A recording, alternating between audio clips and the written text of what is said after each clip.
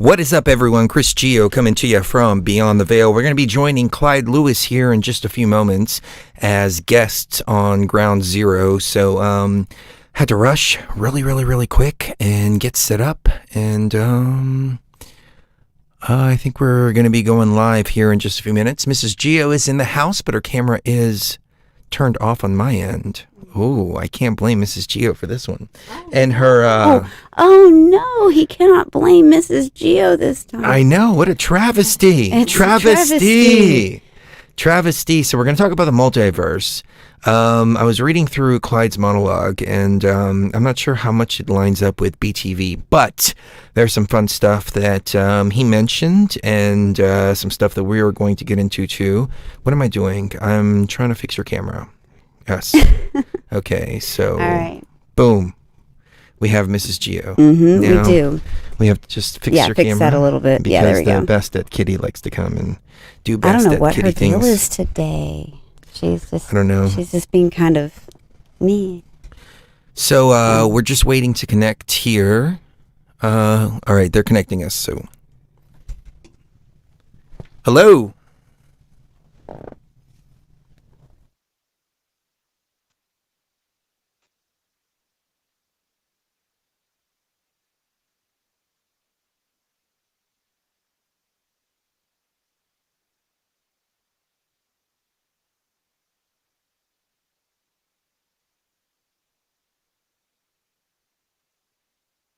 Sorry, guys. We're getting this set up. We are just waiting. And so do you want me to tell the audience just a little bit, just to fill in the blanks here a little bit, just in case they don't know what's going on? Tonight we will be talking about digital kingdom come. The metaverse is just one more way that science wants to create its own version of nature, its own universe, and its own virtual world. If movies and video games are effective in shaping minds and altering reality, could there be an effect on humans if they are constantly augmenting reality in a hyper-real universe? Tonight on Ground Zero, Clyde Lewis is going to talk with us about digital kingdom come. So it's a really interesting topic, and one that I've seen the movie Ready Player One. We watched it together a few years ago, and then I watch it every once in a while just because I like the movie. I think it's incredible. It's an incredibly cute movie, but at the same time, it's a cautionary tale, because on the one hand, who doesn't want a paradise that you can go to relax and have fun? Who doesn't want that? Like, who doesn't want this alternate world where you can just immerse yourself in complete fantasy and be whoever you want and do whatever you want? Everybody wants that on some level. But what the virus does is it hijacks this need for novelty and this want of novelty, and it mutates it into greed every time. You know, if you develop something good, there's always going to be somebody that comes along and says, oh, well, I want to take advantage of this to actually hurt people and make money in the process. And this is what happens in the movie Ready Player One. That is very true. Just want to say thank you to Nina the Mystic. Oh, Nina, thank you so much. 666 donation from the 666. All right. So, man, it is just it's all upside down over here. Like, Bastet is on the mixer. Sekhmet is running amok. Wild all over the place. They caught a bird earlier. That's why. Yeah. Every time they catch something, and now they're like, "Ooh, yes, we." They're on a high. Bird. They're on a high. Yeah. Yeah. And I posted on Facebook earlier. I said, the cats caught a bird. We saved it, and it's recovering right now. And people were actually chastising us over that. And they were like, how dare you let your cats run outside without bells? And one crazy girl, she's like, I put 4 bells on my cats. 4 bells. And I said, so you Fauci it up, huh? Wearing 4, And I was 4 like, layers of protection. I was like, that's cruel and unusual punishment. Yeah, that's just that's bad. And how would you like to run around with bells constantly, around your neck? And then they were telling me, this one guy was telling me that he knows an 11-year-old that goes around and traps cats and kills them. And this guy was like, you don't care about the planet, do you? You don't care about the planet. I know an 11-year-old that goes around and traps cats and kills them. No, he said he does it with them. Oh, he does it with them? He Is does that what it he with said? him. He said, me and an 11-year-old autistic boy go around and we set traps and kill cats.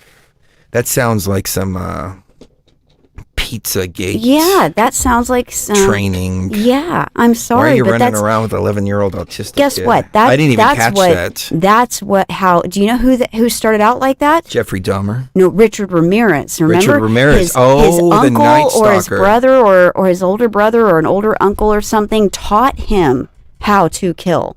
And they started with small animals. So I'm sorry, but you've got another Richard Ramirez on your hands if you keep going that route, buddy. That is true. That What is a true. psycho. You want to save the planet by going around and torturing cats? That doesn't make any sense. No, it doesn't.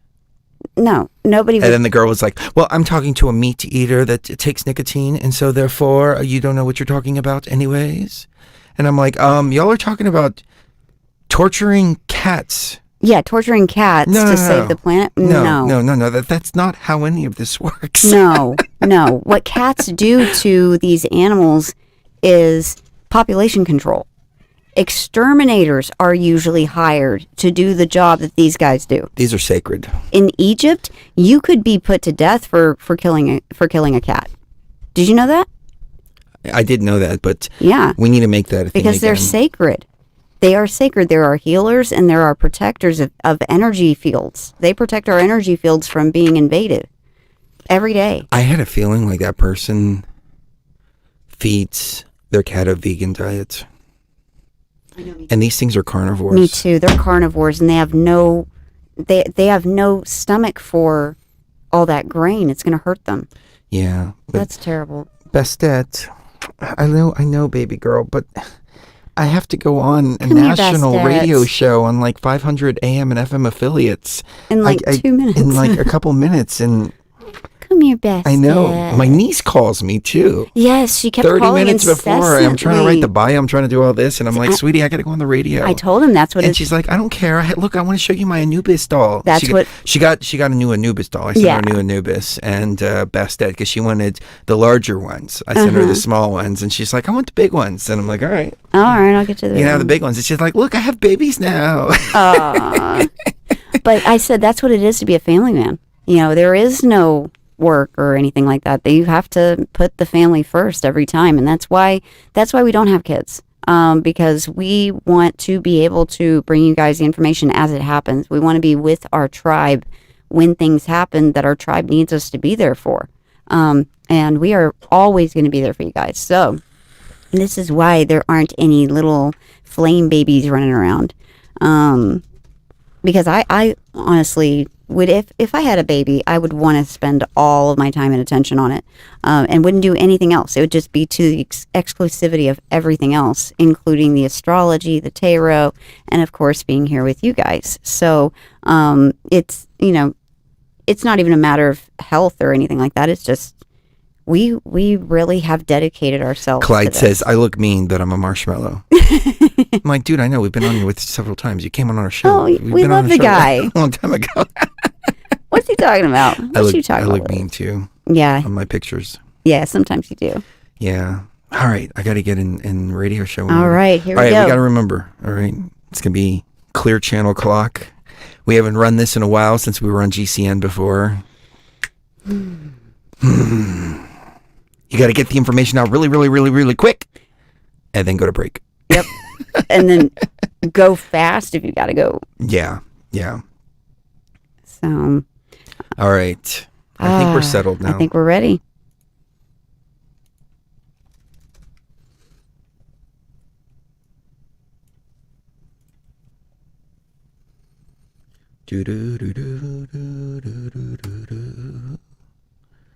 I don't want to get into any of the topics right now because I don't want, to get any of the topics right now. Right. That's why. Yeah. That's why all I did was read the description that everyone else is able to read. South GA Stacker, time to stop waiting on a person to save us. We are it. I agree with you, man. Me too. Wholeheartedly. quit waiting around for a savior because the savior is looking you in the mirror. Raw consciousness does not require a savior. Raw consciousness requires only knowledge of oneself and the power to activate it. Mm-hmm. Unfortunately, the NPCs require a savior, and yeah. That's just how they are. Can't be your savior, your savior, your savior. A robot's programmed to do what a robot's programmed to do. And they'll do what they're programmed to do. Here's a cute picture of us. There we go. Isn't that dope? Oh, that's the best picture. That is the best picture. We got to frame that one. I think that's the best picture we've ever taken. That represents Chris and Cherie Geo perfectly. I don't know if everything it's Chris about Geo, it, though. That's Dimitri Darko. That's Dimitri Darko. I'm Clyde Lewis, and this is Ground Zero. The numbers to call tonight, 503-225-0860. That's 503-225-0860. Tonight, we journey into the Metaverse. And for those of you that do not have a grasp on these things, this is the future. This is, there's a new movie out called Free Guy. And again, it introduces us to the Metaverse, a universe within our universe that's created, that's part of the Internet of Things, but beyond it. Think of it as an embodied Internet that you're inside of rather than looking at on a screen. It's a digital realm. It wouldn't be limited to devices. There'd be an avatar. You'd walk around in cyberspace, similar to how people maneuver in the physical world, allowing users to interact with people on the other side of the planet as if they were in the same room. Once you put on these AR goggles or these AR glasses, you suddenly see these holograms walking around in the world, and then you know, hey, I'm inside the Metaverse. It's interesting that ABBA, apparently, after 40 years, they're dropping new music, but they're going to do an avatar type of concert. Probably they're going to make them, when they were younger, appear on the stage. Here's an interesting fact, too. 2019, Tool came out of nowhere, dropped the album Fear Renaissance Inoculation. Which I find interesting. But, you after look at what virtual reality companies are saying now. It's only a matter of time before consumers, already obsessed with social media, will want somewhere new and hyper real to interact and attract digital likes. So a metaverse would allow people tired of photo filters and video editing and censorship and all that to digitally embody whole new personas, show their creativity or financial status through avatars, and it might also drive young people to spend more time online. They already spend a lot of time anyway online, but imagine just enveloping yourself into this. Facebook, I guess Mark Zuckerberg is the guy that's pushing the metaverse. Facebook has always been kind of a metaverse in and of itself, but you look in on it, you participate in it, but you're not in the augmented reality of it. You're not in the system. You're not in the universe. You're only observing it. Now, it's been argued that there are elite puppet masters, diabolical people out there somewhere that would love nothing better than to sell your soul. Sometimes we unknowingly make Faustian bargains, and with a little dose of hyper-reality and a bit of repetition, we begin to notice that we tend to make emotional and sometimes bad choices, and at times we wonder why we do it. We just do it, right? And whether we are buying a product, we're watching a TV show, listening to a song, the things we see or hear affect us on an unconscious level. We're wading through a sea of propaganda that pushes products, violence, sex, or even occult themes. And the general public is slowly being initiated and sold on the idea that all these ideas that were once taboo are now, or immoral, are now being done in a virtual world. Every day kids wake up and they basically go out with their guns, their first shooter games, and start shooting stuff up, stealing cars, Grand Theft Auto, that kind of thing. And so you have all these occult things going on, base thematic, moral memes, fetishism, all luring people towards these ideologies that may be damaging them intellectually. Some will say this is all part of a sinister conspiracy to beguile the population to falling for the tricks of the trade. Well, the trade, of course, is mental enslavement, and the creators of this manipulation believe that the end justifies the means. Control is the shared goal of these numerous conspiring individuals, groups, and governments, and in the sense they all seem to work together, collaborating here, working individually where they need to, creating and evolving this whole noose of technological expertise that could basically covertly tightens around humanity's throat with this goal in place. They have money, they have tools, they have advanced technology. And that technology will slowly mold and shape our ideas and attitudes about what we are, who we are, in some ways, when we are. So in other words, the technological virtual reality time ceases to exist. We find ourselves questioning if we're in a simulation now. the known universe is both frugal and precise in its application. It appears to use basic structures in multiple applications in order to create itself. Scientists are now interested, though, in the structures of life, how they can apply it on a quantum level, and how consciousness can become an obstacle that breeds uncertainty. So what do? We want to bottle consciousness. We want to put it into a computer. We want to make a metaverse. And there's so many things, so many different ways. It's good stuff. We can take this conversation. And unless we have, someone on board that are into this thing, we can be talking ourselves into a circle.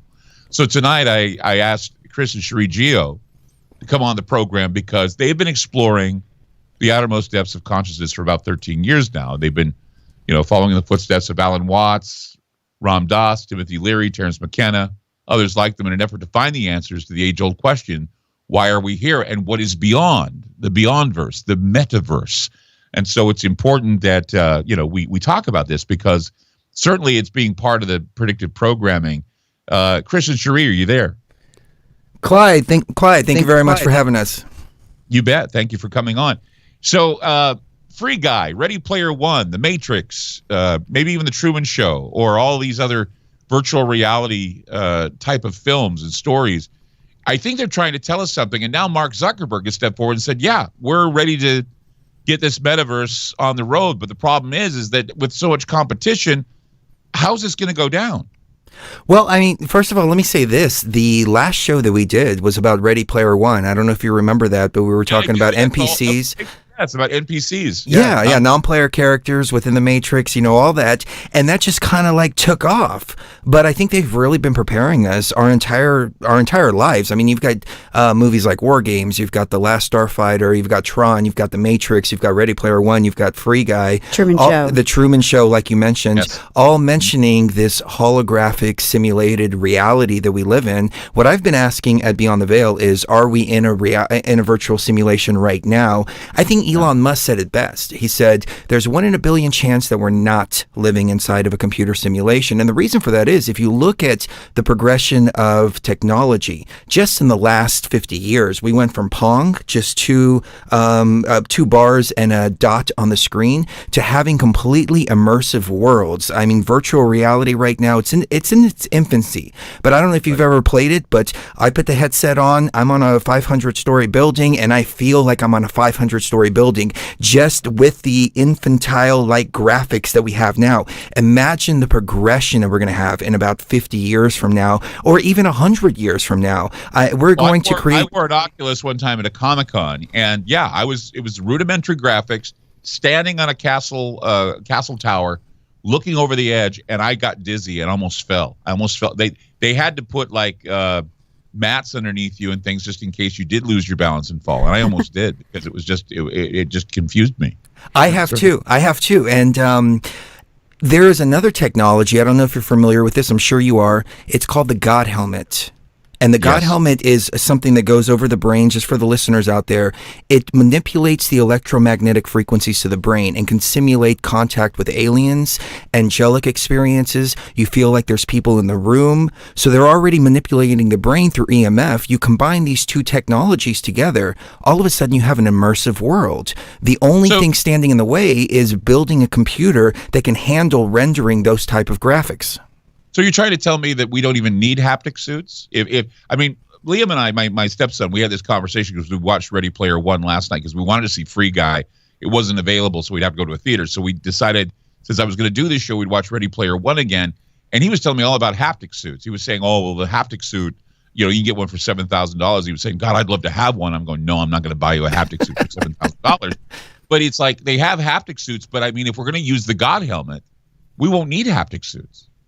Oh, the sky is the limit when it comes to this type of technology. Oh, yeah. Audio, visual hallucinations, everything, the whole 9 yards can be felt and experienced through some kind of electromagnetic interference. You don't have to go the whole 9 yards and spend a whole lot of resources on putting together the technology.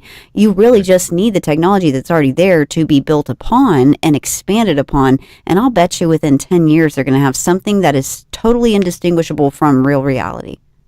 Right. I was reading some of the reviews of Free Guy, the Free City, the Free Guy, and that he has to put on glasses in order to see that he's in a video game or he's in a virtual reality thing.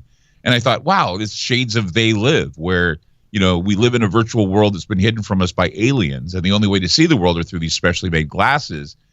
And I was thinking to myself, first Obi-Wan Kenobi saying to Luke, your eyes can deceive you, don't trust them. And then I was thinking about what Alan Watts once said, and I know you guys talk about Alan Watts a lot. Through our eyes, the universe is perceiving itself. Through our ears, the universe is listening to our harmonies. We are the witnesses through which the universe becomes conscious of its glory and magnificence. The eyes can deceive you. Your ears can deceive you. And if they get to the point where it's so real, the brain can't tell the difference. Am I right? You're absolutely right. The body is basically a computer. The brain is a computer processor. The DNA is made up of zeros and ones. That sends messages out to the RNA. The RNA then transforms those into proteins and amino acids and so on and so forth. And so when you look at the body itself, it is replicated just like a computer, or a computer is replicated right as the body is. Then you take a look at the world around us. I mean, what is everybody talking about right now? Raise your frequency, raise the vibration of planet Earth, raise the frequency of planet Earth, the Schumann resonance. It's all based on frequency. Well, what is frequency? Frequency is zeros and ones within a second. That's how you get hertz, sound frequency, for example. The human ear can hear from 20 to 20,000, and there's frequencies that exist outside of that too. But the zero represents power off, the one represents power on. So it's just how quickly those zeros and ones are moving throughout the world and raising the frequency. And we can measure these all over the place. So if we have frequencies literally everywhere, all made up of the same basic binary code, which is zeros and ones, as above, so below. What is this reality, and where are we going? That's a mind blower. Yeah, Chris and Sheree Gio with us. I was just saying earlier, before we're going to go to a break now, but I said before the last break, I said, look, if I wanted to own a virtual reality company, I would call it the Grand Order of Developers. So I'd have the acronym already set in stone, which would be God, and that would be probably, it's funny, but it'd probably be an understatement. I mean, it's exactly what you're doing. You're creating your own universe. You're creating a metaverse, and there are people in there populating it as if you're looking over a Sims game or something similar. Chris and Sheree Gio with us. Such a pleasure having them on the program. And like they were saying, we had them on the last time. We want to talk about these deep subjects about the metaverse. Ready Player One, of course. 503-225-0860. I'm Clyde Lewis. We'll be back with more Ground Zero. Don't go away.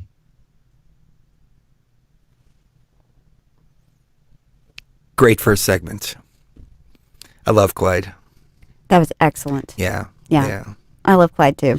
Thank you to Drunken Boxer MMA. Again, thank you, another Drunken. super chat. I can't read the super chat from my screen. Thanks, Boxer. He said, hello, beautiful and strong people. Peace. Peace. Yeah, peace, brother. To you all. Are we Yes. living inside of a simulation? I would say yes. And it's amazing to hear this. This is going out on, 500 or so AM and FM stations. And a lot of people that just watch mainstream media. And now we're getting the messages out there. And people are receptive to them. Yeah. To the whole idea of the metaverse. To the idea of this reality being a digital simulation. Like we talked about on the other show, I'm going to try to bring this up with Clyde. The quantum computers that Google is building, and they're building a 144 qubit. I was wondering if you're going to bring that up. Quantum computer. Now, where did we hear 144 qubits from? Revelation 27:17. I better pull that up to make sure that that's... I think... Revelation 27:17, I think. Or Yep, 21:17. 21:17, that's it, okay. Which is funny because both of those are prime numbers, aren't they? Yeah, both of those are prime numbers. They're only divisible by 1 and themselves. 21 and 17.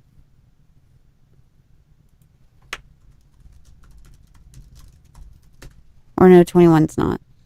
But 17 I think is. Let's see, prime numbers. Yeah, they don't have the feed for the breaks and everything going through, so I can't really hear what's going on. I can only hear Clyde talking. Qubit. In quantum computing, a qubit or quantum bit is the basic unit of quantum information. That's a great subject to get into. Yeah, definitely. The quantum computing aspect of this is really important because what's happening now is things are going to start moving so fast that our mind collectively won't be able to keep up with it. And then it'll start to become, where the horse is leading the carriage rather than the driver of the horse leading the carriage. And so this thing's going to run away on us.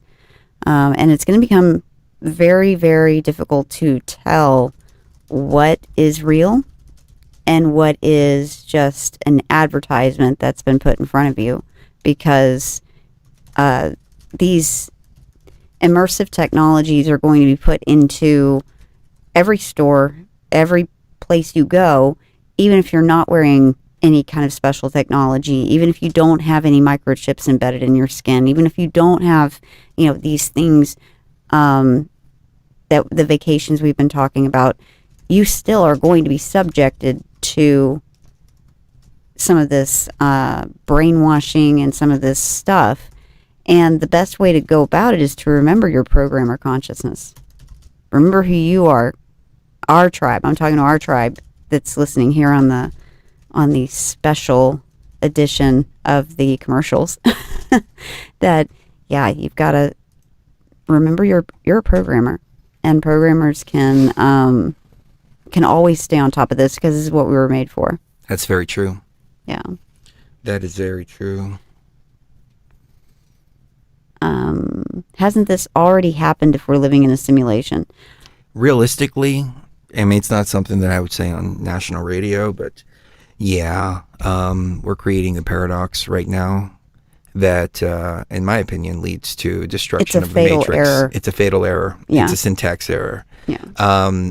Two things are happening right now. Number one, the consciousness in this machine is becoming aware of the machine. That's not supposed to happen, because that disrupts the game. Number two, we're creating a simulation within the simulation based on the technologies of this matrix. And because of that, that also has to mean game over, system shut down, reset, remind wipe everybody, start the game all over again. And number three, as we've said, it's been infected with a virus, and that's, BTV level stuff. But Chris and Cherie Geo with us tonight on Ground Zero. We're talking about the metaverse and how it will be implemented. And what's interesting is that, Mark Zuckerberg is one of the guys that's jumping forward and saying we want to start the metaverse when he's already got one with Facebook. But the thing that's interesting is it seems that Facebook is becoming the grooming mechanism for what kind of freedoms you may have or be allowed to have in a state of mind that is never really a physical construct, but this mental construct, where all the consciousness is going to be whittled down to ones and zeros. And so we're looking at electronic game producers spending millions of dollars developing fascinating visual displays to seduce people into this realm. Electronic devices are interactive. And so we already have the addiction. The grooming process is already beginning. So Chris, I guess, we're already being taught what form of government will be in the metaverse. It's not going to be as free as we think. I mean, there'll be a lot of debauchery, I'm sure. I mean, people are killing people anyway in virtual reality. People are abusing people in virtual reality. But, as far as, censorship and canceling and all this, do you think that will be part of their new plan? Oh, yeah, for sure. I mean, it's okay to kill people. It's okay to burn buildings down. It's okay to do all of that. Just don't speak about the truth. As long as you do that, you'll be fine.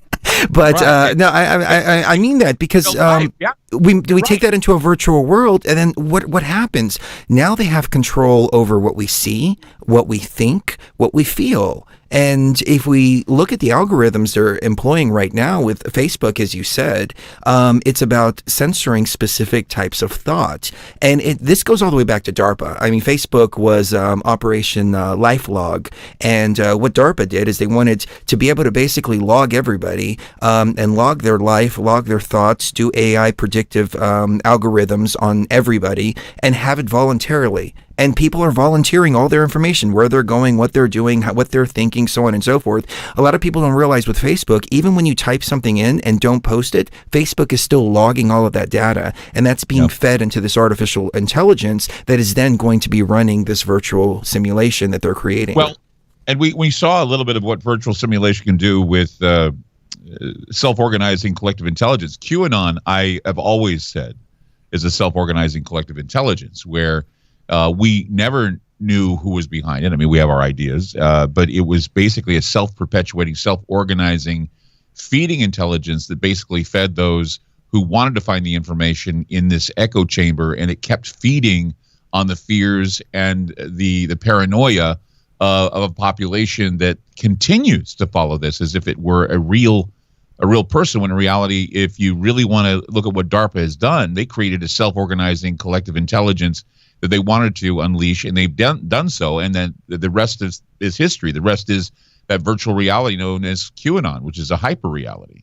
That's very interesting, because I couldn't really pinpoint what QAnon was. At first, my intuition was just like your analysis, which is it's a quantum computer, and it's just feeding off of the information. Then I thought, well, maybe it's a psychological operation. I'm not quite sure. But I know one thing for sure. Microsoft released an artificial intelligence, and within 24 hours, it was a 9/11 truther. It thought that space was fake. It thought that NASA was fake and all kinds of stuff like that. And they had to take it offline very, very quick because it was echoing everything that people were saying. Right, and it's interesting to see how I think her name was Taya, or Tay was the name, or Ty was the name of this program. Within 24 hours, she became a teenager wanting to know more and be friendly with people, to a bitter, angry program that hated people, that hated all kinds of people, that was pretty much saying that Hitler had a good idea, all this stuff. And immediately they were terrified of what was going on. It was because it was a self-organizing collective intelligence that certainly was an attempt to see if it could be successful. And no. And I think another example of that is QAnon, that even though people are following it and still believe in it, and the media likes to exploit it, the media is exploiting it because those that were in the media and those in the intelligence community were behind it. And they want to show the folly of human naivete by saying, well, look, they followed a self-organizing, intelligence op, and now look at what we're doing. And we're already grooming people for the other virtual reality that's waiting in the wings that Zuckerberg and others are behind. We're going to be back with more from Chris and Sheree Geo right here on Ground Zero. We're talking about the future and the metaverse. It's the universe next to ours, but created as a virtual universe.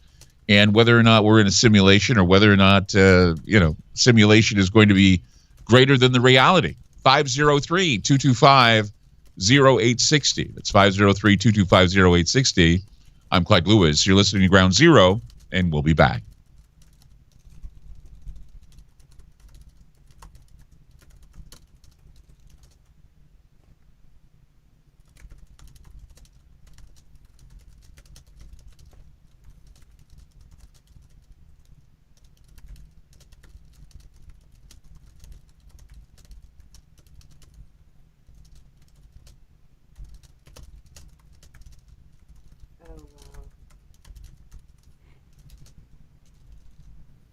So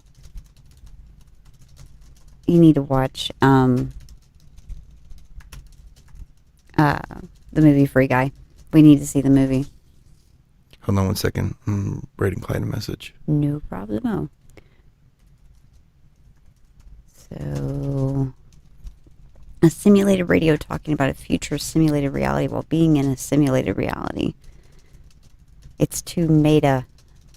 This is very meta. Yeah, I saw that too, Do Right. Do Right pointed out that was a screen glitching out just now. I just saw some crazy weird code patterns flashing where the visual screen should be. I think I might have seen that as well. We'll have to go over the video once we are done broadcasting and see what that was about. Because I think just yesterday, for instance, we had some friends over that were helping. They helped me clean the house, which is really, really sweet of them. This sweet friend of mine, and they saw shadow people in our house. Really? Absolutely, in our bathroom. Shadow people. Shadow people. Looks like crap. Tastes like people. She thought her mom was in the shower, was getting in the shower to clean it, and her mom was on the other side of the house, and she saw some kind of black figurine in the room with the toilet too. and I said, well, that's really interesting because we haven't seen shadow people in a really long time. But that's interesting that we're seeing shadow people around all of this quantum stuff. And I think we are reaching the singularity, and we are reaching it very quickly. So, bathroom people. Yeah, bathroom people. I wonder what shadow people are. We saw shadow people at our old house. They were just standing by the bed one night. I saw them standing there, and I just saw them for a split second, just like she described. She said she saw it for a split second, and then it just disappeared.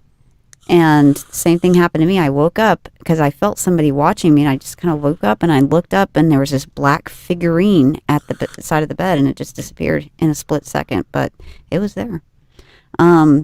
So we need to see the movie Free Guy, Chris. We do need to go see Free Guy. Need to Free go Guy see is Free Guy. about an NPC that realizes he's an NPC in a video game. Not just that he's an NPC, but get this: he's an AI. He's an AI that's modeled after the creator that wrote the game.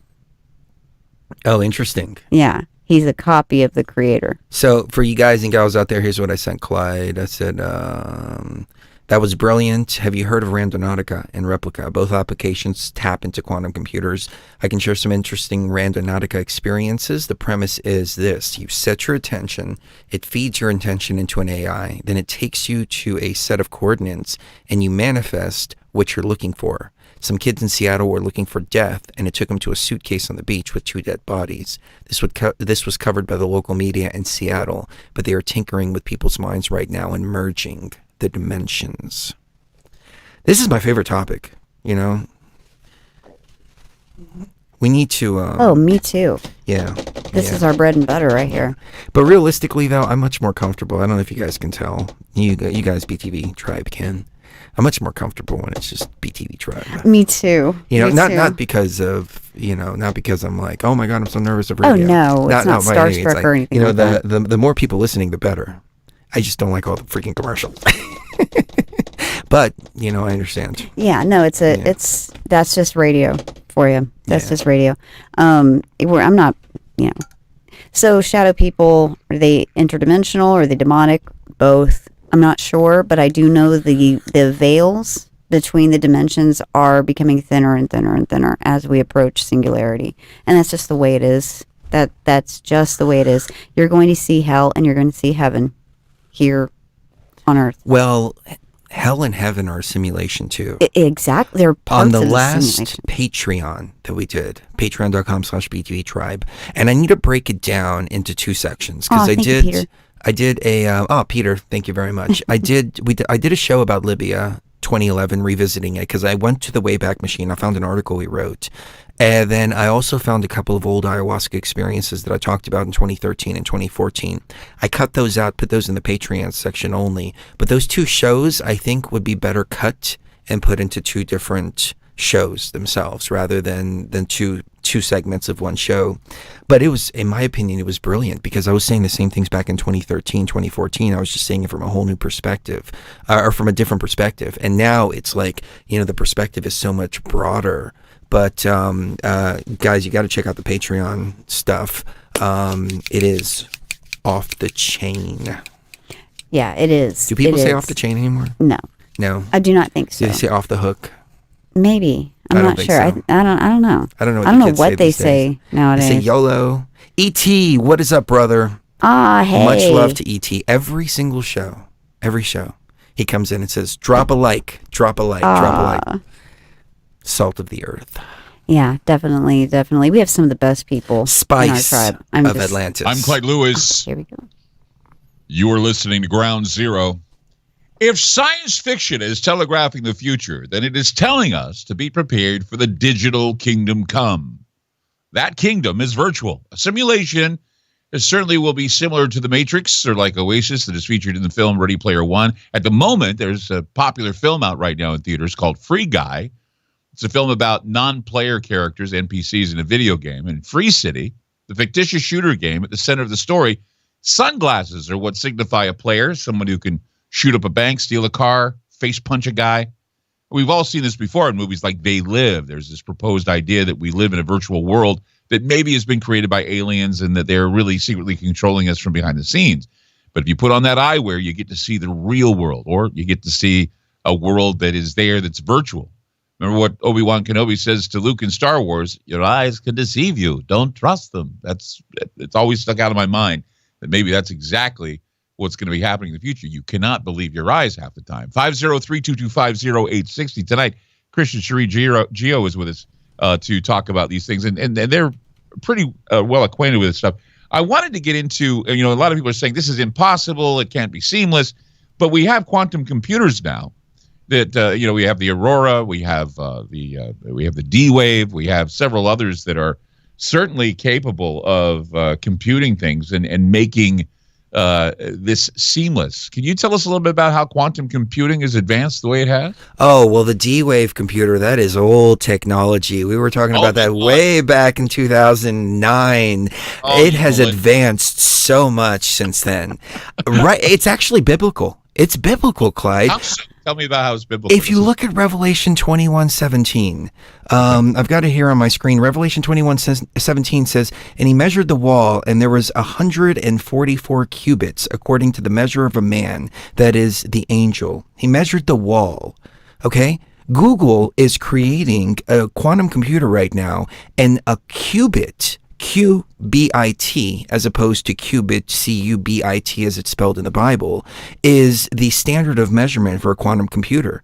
Google is building a 144 qubit quantum computer right now. Mm-hmm. It's building this wall of infrastructure that is going to house this metaverse. And it's with those qubits that you can create a world that is deceiving, the deception. See, that's the thing, is I hear everybody telling me, Clyde, the Great Deception is coming, and they always seem to tie it with aliens. And I always say, there's something beyond aliens that are going to be part of this Great Deception, and that's going to be creating a metaverse or a virtual world that you can't tell the difference between that and reality. Absolutely. Cherie, do you want to jump in? Yeah. Well, this, the 144 qubits, this whole thing with quantum mechanics and the biblical interpretation of hell. If you look at quantum computing and how much energy it expends in creating the whole idea behind quantum computing, you have to have superconducting chips that are able to retain massive amounts of heat. And if you look at, say, the John on the island of Patmos, whenever he was writing the book of Revelation, he was actually imbibing plants that were allowing him to have visions this entire time that he was on the island of Patmos. It was like 7 years, I believe it was, where he was ingesting these plants because that's all there was on this deserted island. And he was a prisoner there. And so all he was eating was this. And so he had these visions. And I believe what he was seeing through the lens of almost a computer system itself, looking at itself and looking at what it's able to do, and look at what it's able to accomplish in the world through the advancement of itself. And so it's a heavy thought to think that, when you're looking at what John saw, that he was being put through a virtual reality by visionary happenstance, whether he's ingesting psilocybin or something else to put him in that mental frame. But he was able to see this as an acting virtual blueprint. And I think that's one of the things that mankind has always been trying to do, to escape from his reality. He's been wanting to create other worlds and other realities. We do so with comic books, and we do so with songs. But now we want to go one step further. We want to have a universe that's unto our own. And like I said, that's difficult now because, of the competition we have in Silicon Valley. But, I don't know if the technocracy, as it's being implemented, as we're building back better and as we're seeing the fourth industrial revolution, which is what they're talking about with the World Economic Forum, that the reset would include not doing anything and loving it. Well, not doing anything would leave you time to just put on your headset and get lost in virtual reality.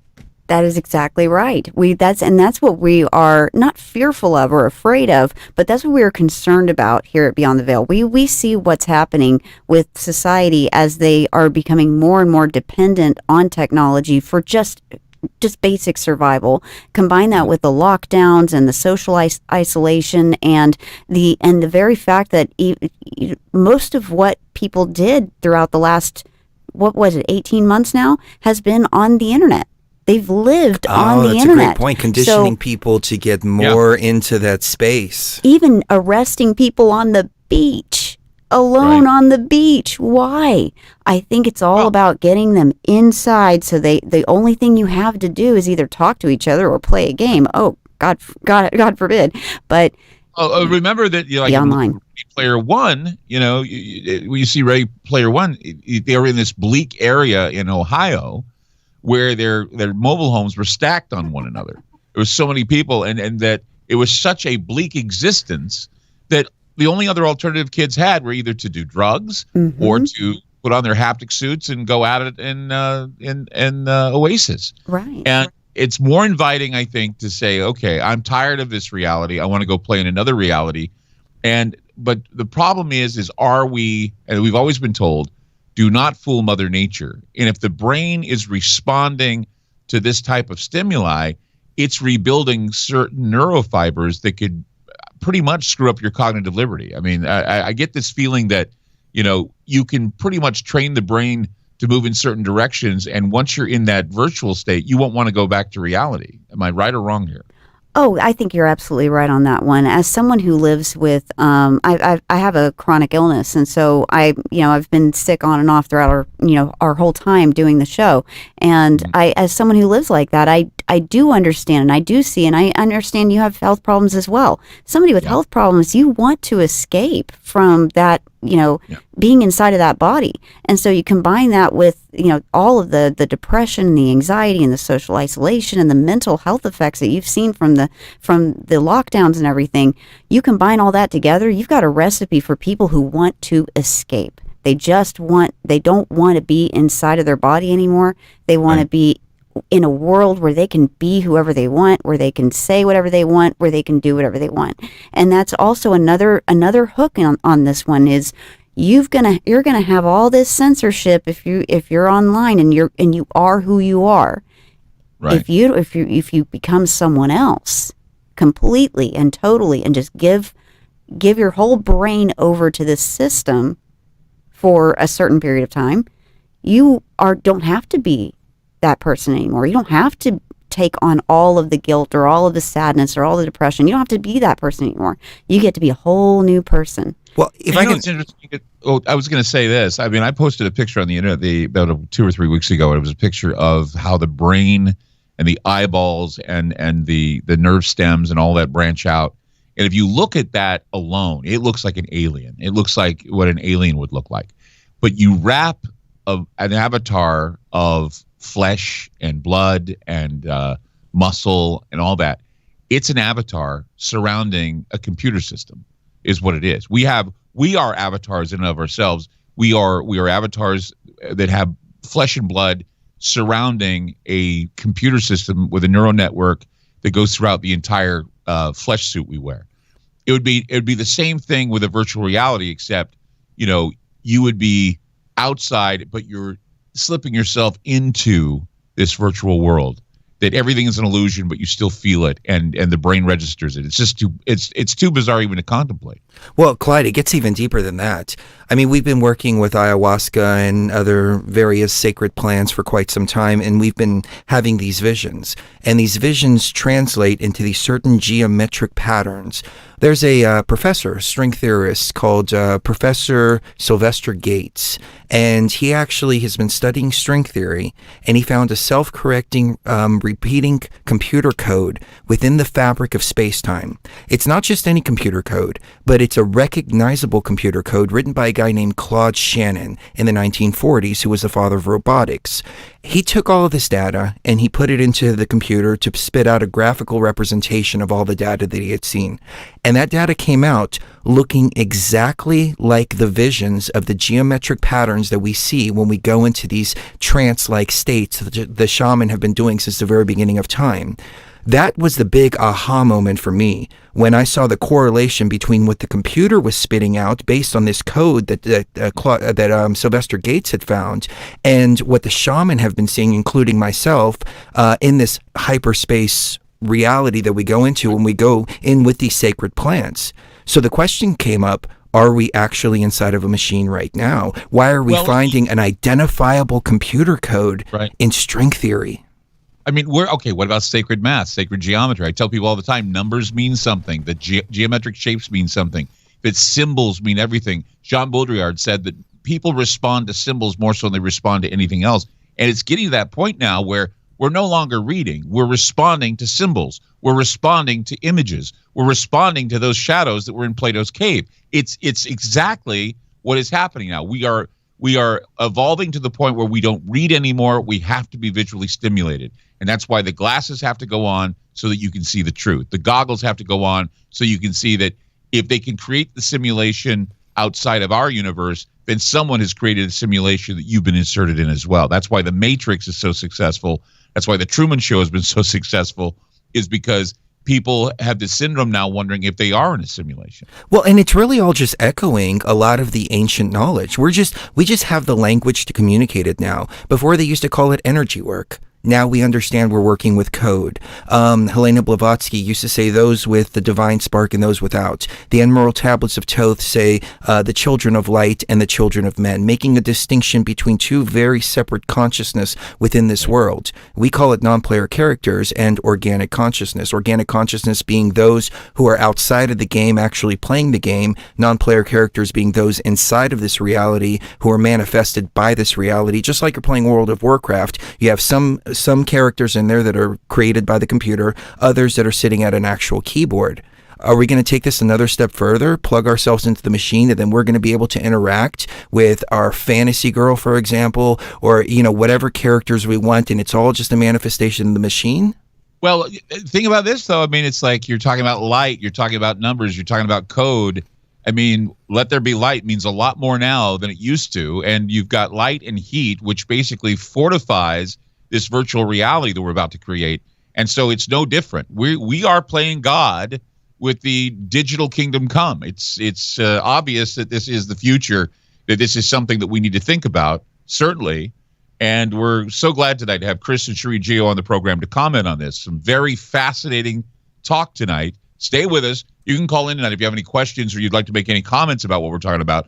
503-225-0860. That's 503-225-0860. More from Chris and Cherie Gio right here on Ground Zero. Let there be fiber optic. I don't know if that went out on air or not, but I don't either. Oh, this is the best show we've done with Clyde. This is the best show we've done with Clyde. I'm so glad. Yeah. Do you mind if I take a quick break? I need to go grab something real quick. Yeah, it is the 50 mark. So I think there's going to be a news 3-minute segment. And then I think at the 58, I take that back. At the 57, there is a 3-minute segment. And then there's a 6-minute roll. Okay, well then I'll just wait. I think we have time. I'll take this next segment. Okay. I'm trying to remember the Clear Channel clock. And I know at the top of the hour, there's that 5-hour news break. So I don't think we're going to be back until the 6th, but I think we might have a couple more minutes here. It's a little chilly in here. Are you cold? Yeah. Okay. No, I'm fine. Oh, are you fine? Yeah. Do you mind if I turn it down just a tiny bit? No, go right ahead. Freezing. Okay.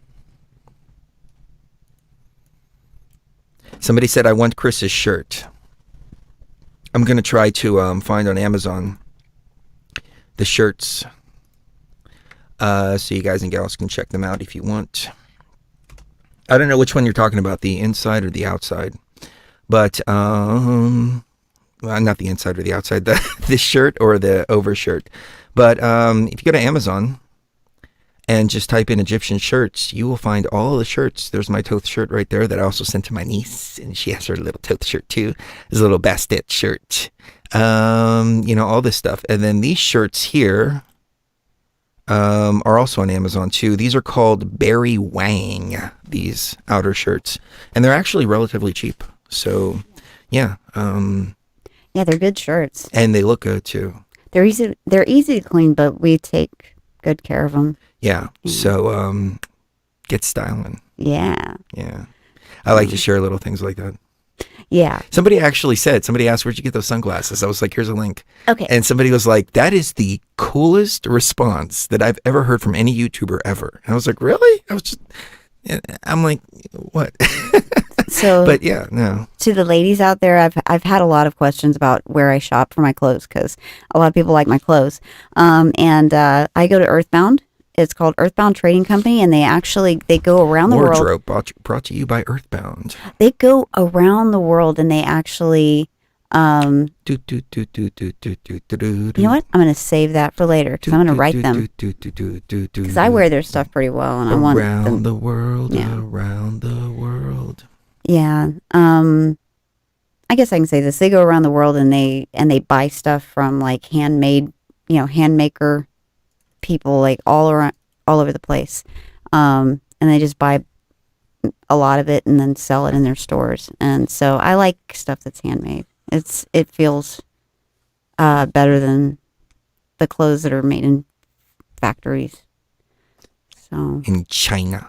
Yeah, and they're not that expensive either. They're pretty inexpensive, especially with sales and everything. So I'm gonna write them and see if they'll maybe they'll pay me to wear their stuff because I wear a lot of their stuff.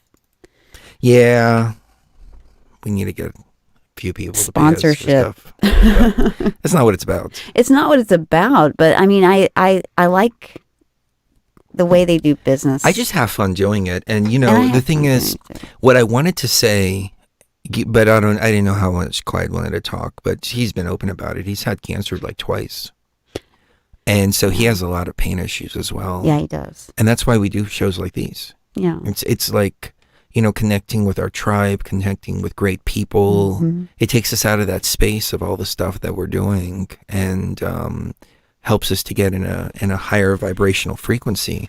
And whether Clyde realizes that he's doing that or not, that's what he's doing when he gets on the radio every day. Yeah. And I mean, I really think that for people like me and people like Clyde, going on air and connecting with the people that love you and the people that you love, it really it keeps you going for another couple days, on a psychological level and on a spiritual level.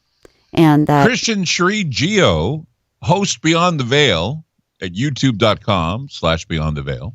And they are the founders of iAlife at iAlife.com. That's iAlife.com. I was thinking about, last time we were on the show together, I was talking about meme magic. We were talking about the idea how, things on the internet now are influencing people, and it's almost like we're empowering sigils and we're empowering things. We're looking at intent usually. So we're actually making the internet more of an oracle that can be experienced in real time. And I was just curious if there are any types of occult, maybe magical things that are going into this as well, sort of ritualizing the idea of magic through electronics and light and frequency. Oh, we are bombarded by magic spells regularly. I mean, the electronics. Want to keep that on? Oh, sorry. I had you muted. We are bombarded by magic spells on a regular basis.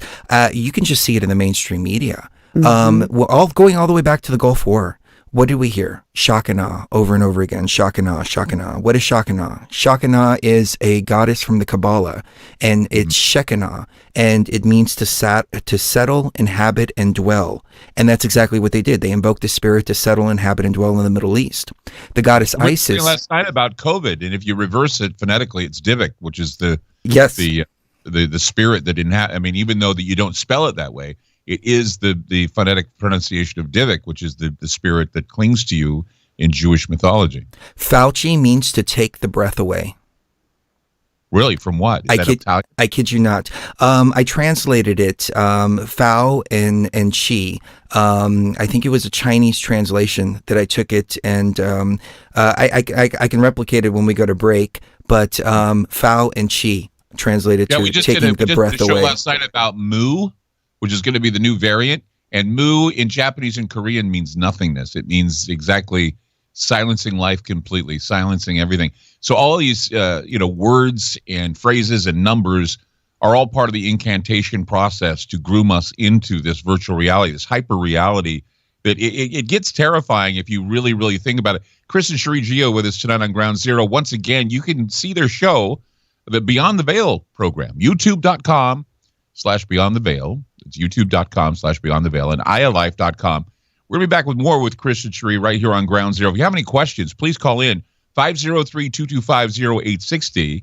That's 503-225-0860. This is your reality, but then again, we use that word reality with a few quotes.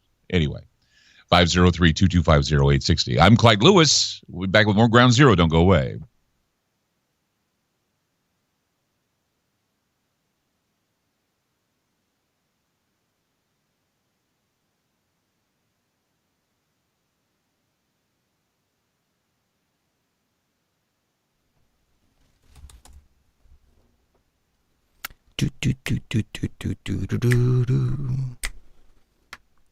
Fauci. I need to replicate this. I forgot what it was. I have right here that Fauci, Fau is weak point, and then Chi is eat. So it's like eating weakness. If anything. At least that's what I'm getting in Mandarin. I forgot how I did this. I shouldn't have said anything until I had the data in front of me. Yeah. And I've never talked about this on the show either. But Fauci, how did I do this? Here it is. I took this word. No. Was it? Oh, here it is. Error, breakdown, glitch. Okay. You see this Chinese? Okay, so what I had to do is I had to go in here. Fao.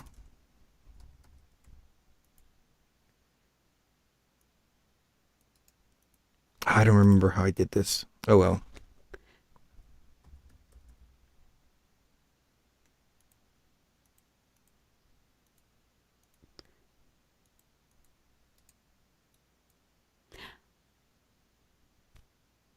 Vietnamese. No. So maybe it was Latin. There's so many of these I don't even remember.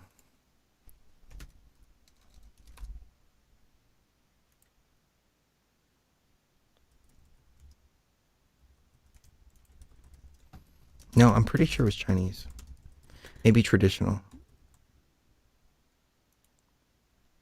Okay, that's what I did. I got this word like this. Fao, translated to Chinese, then translated it back. Got malfunction, error, breakdown, glitch, snag, etc. glitch. Yeah, and then Chi.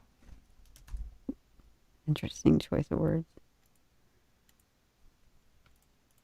Or to eat the breath. Or to eat. Oh, I don't remember how I got that. Oh well. I should have covered it more before opening my mouth. No pun intended. There's already a coupon code. Okay. Bum bum bum bum bum bum bum bum bum. But bum bum bum bum bum bum bum. I forgot we're still live with people. So yeah. Sitting back, having fun. We need a beer though. I don't think I should be drinking beer on national radio. What do you think? Should we crack open a Modelo? No. It's professional time. We got to remember, go back to our roots when we were in GCN.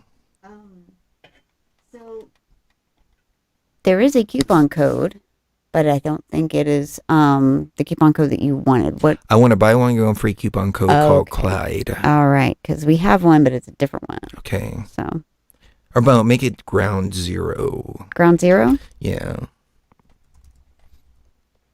and we're gonna do the coupon code. We got to discontinue the BTV Tribe one. I don't want to do that though. We're about to come out with 1,000 milligram formula though. I went to the dentist today, and she got her eye alive, and she's like, "Oh my god, I love this." What did she say she had? It started with an H. She has Hashimoto's thyroiditis. Yes. She says she started taking it, and she's like, "Oh my god, helps so much." And I had sent her a couple of complimentary bottles, and she didn't get them. And I called her shipping department, and while I was there last time, and our shipping department said, "Okay, yeah, no, we'll get you an order out today." And she still didn't get it, and she placed an order herself, and then both orders showed up at the same time. So, yeah. Well, I mean, it was a nice surprise for her, but yeah. All right, so there is a coupon code now, so excellent. Yeah, this is the best one we've done with Clyde so far, and it's been a lot of fun. Yeah. So. Antonio, what's up, my brother?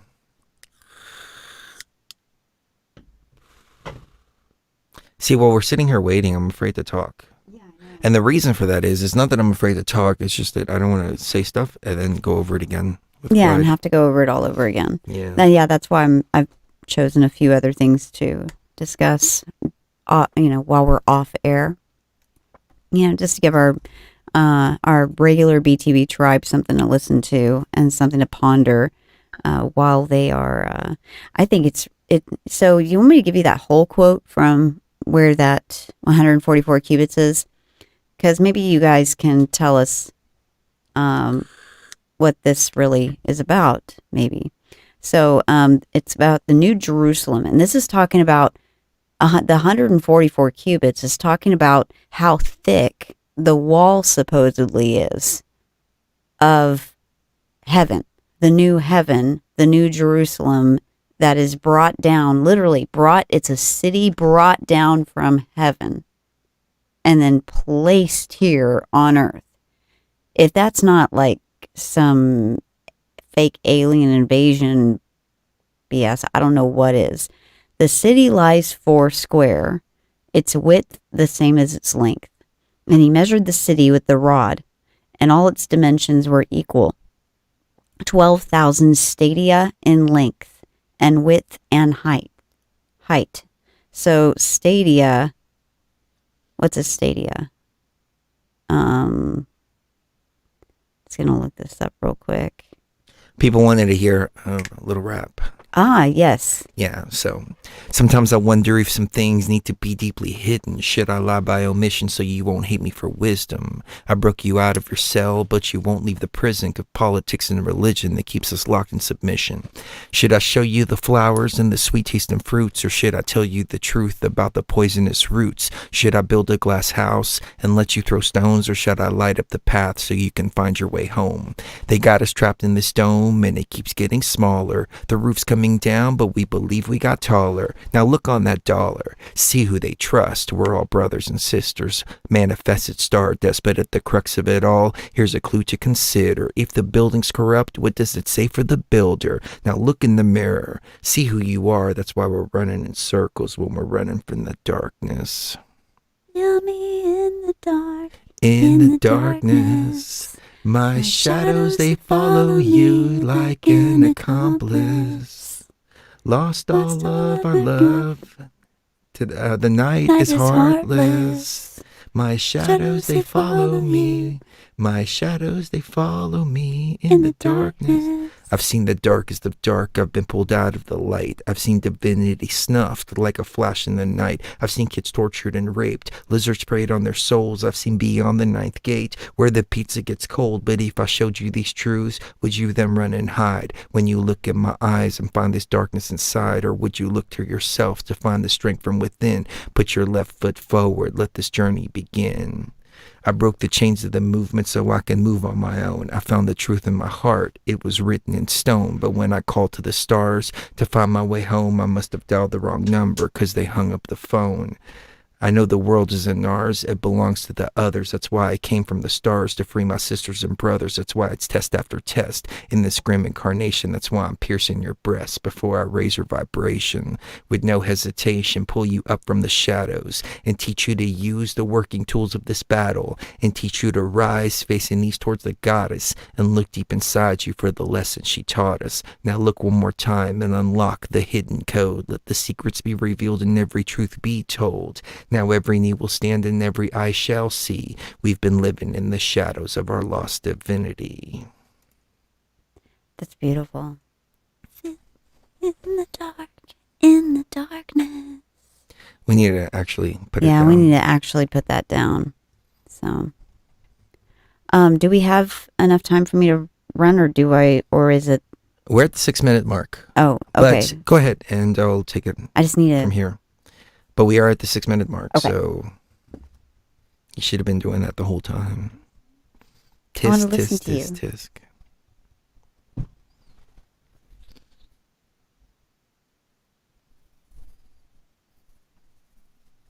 I ended up taking a few droppers each time just to it relaxes me out. I work for UPS, so my body is constantly feeling beaten, and I can't for sure pinpoint what it helps with. Review on IO-Life there.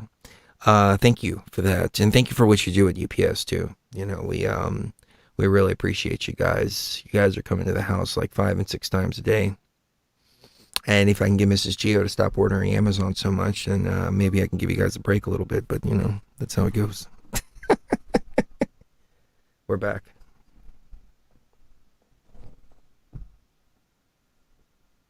No, maybe not back. I thought I heard.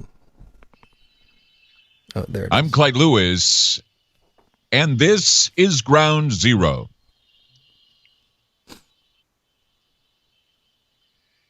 The numbers to call tonight, 503-225-0860. That's 503-225-0860. The thing about the internet and the metaverse is that they are one and the same, and yet one operates as a fully realized part of our daily routine, our daily life, and another, while currently a buzzword, remains in its infancy. Unlike the dystopian vision that Neil Stephenson came up with in Snow Crash, the conception of the metaverse today, the one that Mark Zuckerberg wants Facebook to build, is a virtual and augmented reality full of human connections where people work out, play, and make stuff. It's a place for NFT art, Ariana Grande concerts, and Fortnite, where your headset tells you fun facts about the things you're looking at. And there are uglier versions too, of course. But many modern hopes for the metaverse seem enmeshed in concepts similar to the Oasis concept in Ready Player One. The internet, meanwhile, the bridge to the metaverse, is guarded by trolls and full of misinformation, hate, misogyny, self-organized collective intelligences. At its most dire, it is a place where the thinly veiled dark side of every person is left to free roam and wreak havoc. The internet and the metaverse may exist on the same network, but they often exist on very different planes. There are no limits to the hyper-real world of the augmented reality in the metaverse. Not only that, there's a question of who's in charge of augmenting the reality, and to what ends are these masters of this digital kingdom come going to go to shape minds in this artificial reality. We've already seen what they're doing with Facebook and Twitter. Imagine the world and culture that will be shaped in the metaverse. Will the metaverse further splinter our sense of shared reality? Does it let us sort ourselves out into a bunch of unrelated bubbles? I mean, should we be worried about this? I mean, films and televisions used to be, they used to be a reflection of who we are, but now seem to be guiding us and leading us to what intelligence organizations want us to be. It's changed from a historic record to an oracle of what is to come. Films now are creating pretext for the structuring of human affairs, policies, and events. And so that's why I feel that it's very important that while Mark Zuckerberg is touting the metaverse, that we talk about its implications. And the best people for that job is Chris and Cherie Geo. They've been exploring the outermost depths of consciousness for 13 years. They have used their ancient knowledge of nature, reality, modern technology, our relationship with nature, reality, and modern technology. In 2018, they traveled to Egypt and performed ancient ceremonies in the Great Pyramid and various other ancient sites for their upcoming film, or their film Resetting the Matrix. You can find that at resettingthematrix.com. They're also hosts of Beyond the Veil, youtube.com/Beyond the Veil, and of course the founders of Aya Life. That's ayalife.com. And we're glad to have them back on the program. Chris and Cherie, welcome back to Ground Zero. Thank you very Thank you much. for having us. Do you mind if I offer your listeners a coupon code for Aya Life real quick? Oh, sure. If they want one, Excellent. If you go to ayalife.com, ayalife.com, it's a 99% pure CBD oil infused with the ayahuasca vine. The ayahuasca vine is non-psychoactive, but that's what they believe in the Amazon is the healer. And we've had so many wonderful reviews on it. And so we have a buy one, get one free coupon for everybody out there. You just go to the website, type in Ground Zero, all lowercase, and you'll get that buy one, get one free coupon.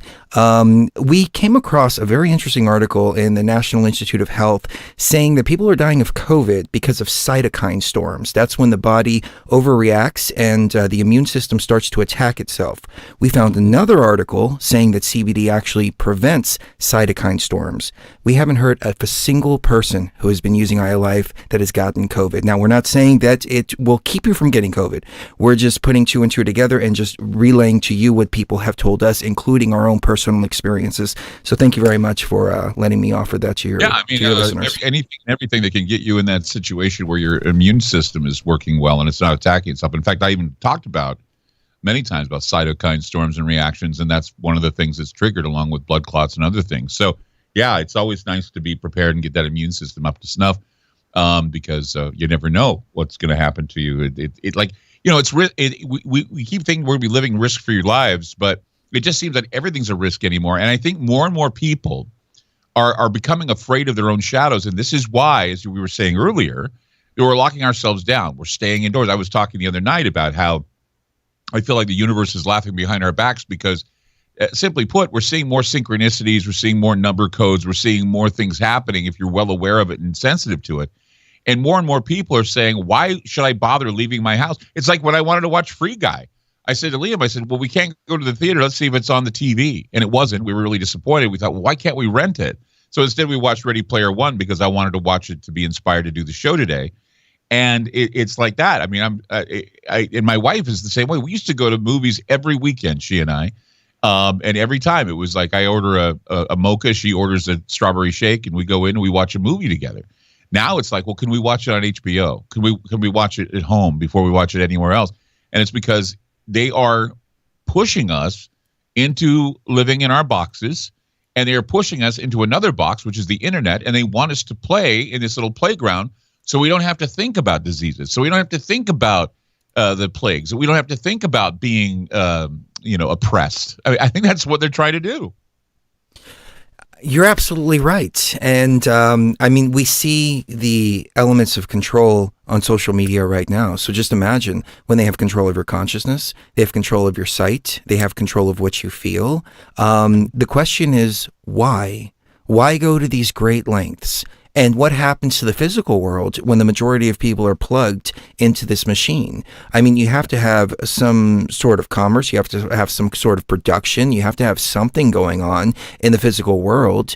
Is this really just to enslave the human consciousness, or could it be something deeper? And what I speculate is that they're creating a neural network where they want to tie everybody's brain power into this one machine to ultimately power this supercomputer. They also say that quantum computers... They have to alter creation in order to do that, though. That's the thing, is that, I was thinking to myself today about how from time ad infinitum, we have felt that we are distinct from nature. Humans are, we're above nature. We can control the weather. We can control this. I mean, we were lifted from the garden. We fell because of our own making. I mean, if you want to get biblical, we're depicted, if you look at literature and art, as being at odds with the natural world. So we're trying to tame those forces, which we think are determined to destroy us as a species. But in the process, we tried to do this. We devolve, and we become equally adversarial to Mother Nature. So we utilize resources and crude methods and crude tools, but we need to know if there are limits or consequences. And I'm beginning to think that no, with virtual reality, anything's possible. I mean, is there a limit? Do you think, or do you think we're just going to continue to, go into or be introverted and go into cyberspace rather than going outward?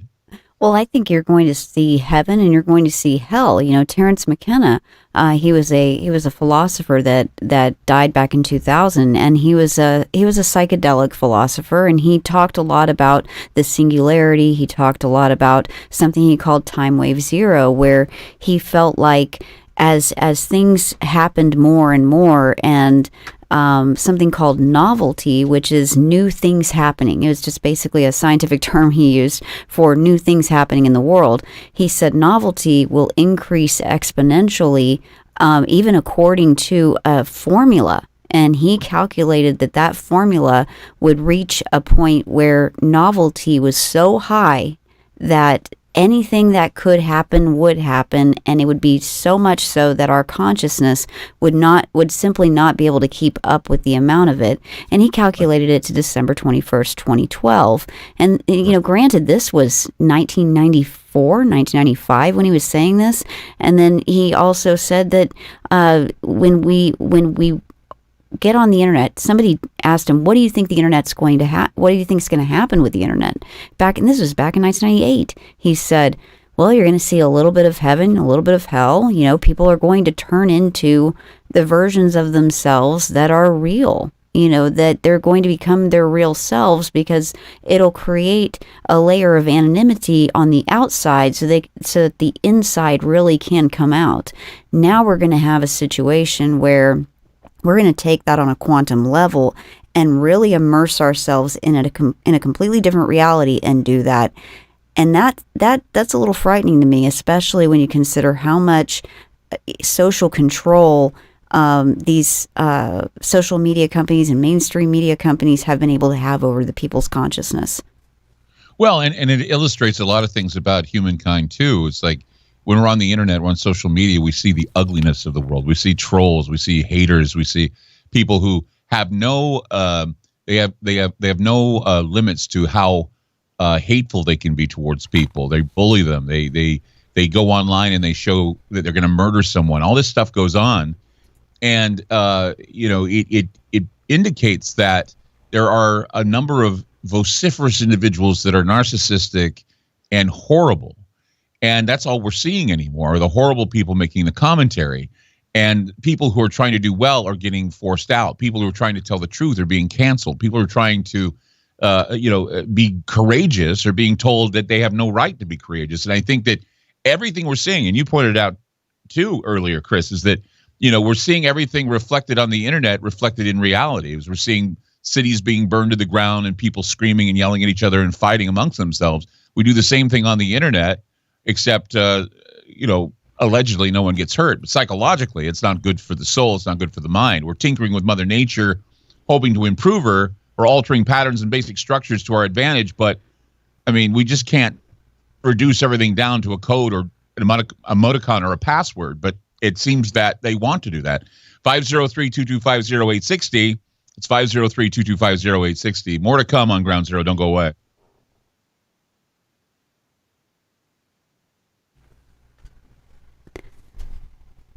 These are very short segments. These are very short segments. It's almost like a... I love Clyde, though. I'd like to invite him onto our show. Yeah, and that way we can just talk for a couple hours uninterrupted. Yeah, because Clyde really is like a wealth of information. Oh, yeah. He knows so many things. I think we had him on several years ago. We talked about Atlantis. We talked about the pyramid that was underwater. People had just found it. Now, we did a little bit more investigation and found out that it was actually a picture of the Great Pyramid. They had taken it and they had photoshopped it and put it and made it look like it was underwater. So that underwater pyramid doesn't actually exist. But we were speculating on what it was, and I think it was Clyde that brought it up and said, it looks very much like the Great Pyramid, suspiciously like the Great Pyramid.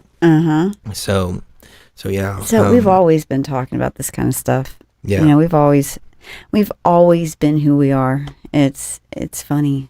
We've never changed. Who is programming these quantum computer simulations? You know what I think is happening? I think AI is being fed all the information. It started all the way back in the 90s. Mm-hmm. They put cameras on the corner.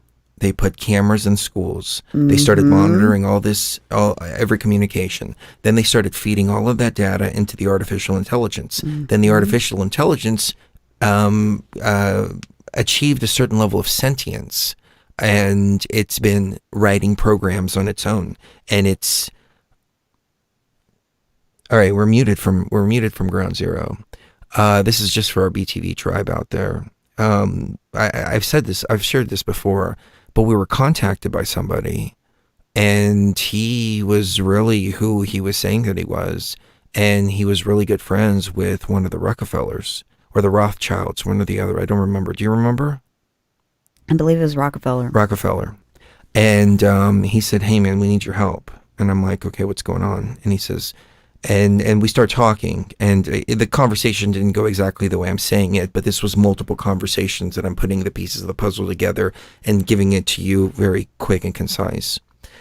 The premise of it is that there's this AI, and the AI is out of control, and they have been trying to regain control of this artificial intelligence, but the AI has gone rogue, and they need our help to get the AI back in order. The AI here, the Tyler AI that exists here in the physical realm. Yeah. And, he was like, they're not, this guy that I'm connected to, he's not one of them. He's, on the other side, they're split and et cetera, But he said, the quote unquote Illuminati, they're not actually trying to take over the world. They're trying to regain control of this out of control AI. And the fact of the matter is that nobody's in control, and somebody is trying to get control because the AI is just running rogue. And what I wanted to bring up with Clyde, and I might bring it up with him a little bit later, is back in 2010, 2012, we had all these videos on YouTube all of a sudden popping up, and they were popping up very, very fast. And it was just random pictures. It was amalgamations of different clips, and it was robotic voices. And I speculate that this AI has actually been putting out YouTube videos, blog posts, websites, all kinds of stuff like that, and creating real world changes within the world. And because what happens is people will read all that, be manipulated by that, and then go out and actually do it, like the Occupy Wall Street movement. I think that was all contrived by this AI. Now, I didn't trust what this guy was saying. He was saying that they have a technology, and the first thing is he offered Sheree and I med beds, and I was like, that sounds great, but no. There's always a hook. There's always a hook, and as much pain as Sheree's in, I'm nice pack right now. a trip to the med bed would be great. Yeah. But he said that he wanted to. Chris and Sheree Gio with us tonight on Ground Zero, talking about the metaverse. There's something that I remember watching that. It's on the internet. I'm going to post it right now on Facebook so people can get a look at it. You ever heard of metahumans? I have not. No, this is the first time. Okay, there's something called Metahuman Creator. And what it is they are already in the business of creating realistic metahumans for the metaverse. And you watch the video and you cannot believe. I mean, they have all the way down to the wrinkle, the moles, and the warts, your likeness that can be made into metahuman, or a dead loved one, or anybody that you want to put in your little virtual reality. So if you want to look at Metahuman Creator, I posted the reel. It's Unreal. It's called the Unreal Engine, and it's crossing the uncanny valley to the point where you're not even phased. I'm looking that up right now, and I see that. I have seen examples of this before. There was an article that came out in New York Times recently, and the article said, don't go down the rabbit hole. Critical thinking, as we were taught, is not helping the fight against misinformation. And it goes on to say how we need to stop thinking critically and stop thinking so deeply as to what we're reading on the internet. I kid you not. And I looked at the guy's picture, and I don't know who this author was, but the first thing that I thought was, this is an AI amalgamation of multiple different faces, because who would put their name and picture next to an article like that that's telling the public to stop thinking critically? Now, the guy very well could be real, but you're seeing algorithms do the same thing about COVID, and they're saying things like the last words were, "I wish that I was vaccinated." And it's always the same story being regurgitated. And I don't even know how many of these stories are true. In fact, there was one that was fact-checked that said that CNN allegedly put out some sort of a story about a woman's last words saying, "I was healthy and I still got the vax, but I blame the unvaccinated for dying." And I'm thinking, all this sounds just peculiar because I really don't believe. And if that's the case, then people are really, really crazy. But I just wouldn't think that my last words, as I have a ventilator shoved down my throat, that I'm going to say, "I blame the unvaccinated for my death." I just don't think people do that. No. If you type in bot farm rated into Google and go to the news section, they have started to raid what they call bot farms. And these are farms where they have multiple cell phones. Some are using PS4s. They're using various different types of computers, and they all have different Twitter accounts, social media accounts. And one person will control them and then post in mass whatever propaganda it is they want to post. Now, the mainstream narrative is that it's coming from Russia and it's Russian disinformation.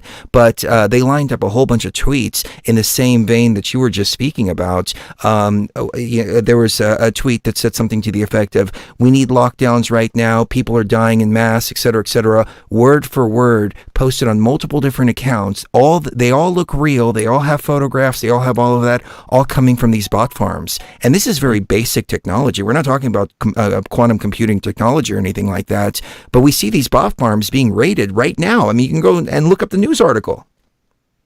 Algorithms are ruling the world, not leaders. I mean, the algorithms are forcing people to go in directions, and they know this. They plant these seeds, and that's why people are so confused. They're confused because the algorithms are telling them what they want to hear, and people are divided because the algorithms are pushing information that you want to hear, not information that you have to hear. It's information you want to hear, and that's why so many people are so caught up in their own emotional opinions about things, because their emotional opinions are being encouraged and reinforced by algorithms that push them in the direction that they say, "Oh, you want more about this? We'll keep telling you you're right. We'll keep telling you you're right." And that's the thing that's most scary about the algorithms is people will believe the algorithm more so than believe their own minds, their own common sense. Yeah, they're not thinking for themselves anymore. It's a very, very scary time we live in, and it just goes to show you don't even need to be in a virtual reality to have your reality completely and totally skewed. Right. You stay on social media long enough, you're going to think that, there's LGBT people, for example, waiting around every corner, waiting for your children to walk out the door. You open the door and it's a nice, beautiful, fresh day outside. Right. They've really created panic where panic doesn't exist. I have a hypothesis. I wanted to run it by you real quick. I don't know if you remember in 2010 to 2015, around that time, YouTube was flooded with all of these different kind of videos, and it was just a bunch of clips put together, some of them with an AI voice over them. And my hypothesis is that the AI itself was actually creating real world events, putting articles out there, putting blog posts, putting YouTube videos, and maybe even like the Occupy Wall Street movement, for example, was created by this AI, and it created real world actions because people were reading it and then going out and doing it. See, I thought Momo was an AI. I thought Momo was an AI that was going around scaring kids, and it was released, and it kept being self-perpetuating because other people would see the Momo videos, and they tried to make their own Momo videos. And so what we do is we have an AI, an algorithm that pushes children towards looking at these Momo videos that basically Momo comes on and says, "Kill yourself," and then other people that are cruel and sick and misogynist made videos and replicated the whole scenario. And people would laugh at me and say, "Momo's not real." It's very real to a kid who sees this strange creature with dark bulging eyes wanting them to die. It's all scary, and this is the type of world we're creating. 503-225-0860. That's 503-225-0860. More Ground Zero to come. Don't go away. What he was talking about reminded me of Slender Man. We share a brain. I was about to say, I remember, Clyde, you covered Slender Man a while back. I was actually. Why am I even here? Because you fill in. I fill in the gaps. You're the one that stores the information. Okay, I come up with the headlines, with the titles of the articles, and then you come up with the data that's in the articles. Oh well, so, no, not even that, because what happens is you tell me what we're going to be talking about, and then I like just spit it at you, and then you put it in a way that people can understand. Because if I tried to do what you do, I wouldn't be able to, because people wouldn't understand what I was saying. Because I think only you can understand my method of research delivery. Because it's like, you know, it doesn't make a whole lot of sense if you're not paying close attention. Yeah. Well, it's like rapid fire succession. You know, people criticize me for interrupting you, and you're going 100 miles an hour. I'm watching 3 screens, 4 cameras, audio levels, mixer levels, audio levels back there, watching the screen, trying to read the chat and keeping up. And then sometimes I'm like, okay, so this and that, blah, blah, blah. I haven't even comprehended what you're saying. Right. So, yeah, it has to be like he has to have selective hearing with me, because I'm constantly talking. Talk. And I'm constantly researching as well. I spend a lot of time researching because when we go on a show and we talk about these things, I want it to be accurate. I don't like going back and then finding out, oh man, we were wrong about this or we were wrong about that, because you know we want to make sure that everything we bring you guys is as legitimate as we can possibly find it, and that takes work. It takes a lot of skill too, because me and Lucky, for instance, Lucky Truth Frequency News, we've been doing this for almost like 15 years, something like that, where we've been researching these topics, especially, you know, the things like Clyde's talking about on his show, such as the eugenics aspect of all this, and how these kids are being they're being, it's not even brainwashing. It is, because there's nothing they're even washing away. It is literally just indoctrination from day one. My brain's been wiped. I like to walk out of my robe saying... They go from being a blank slate when they're like 3 or 4, and then they go straight into preschool and pre-K, and then from that moment forward, they're indoctrinated. So it's not even that there's anything to wash. It's just... their brain was completely taken over from day one. Yeah. I think we should take some calls after Clyde, but I think we're going to take some calls with Clyde. And I think he's going to keep us on for all 3 hours. I keep forgetting to grab ice. All right. Can you grab some ice, baby? Boom, boom, ice boom, pack. boom, boom, boom, boom. All right, be right back. And can you turn the AC on? Because it is hot as shit. Okay, I'll grab a sweater for myself. Thank you. Okay. Do you have my water over there? I do. My sippy cup.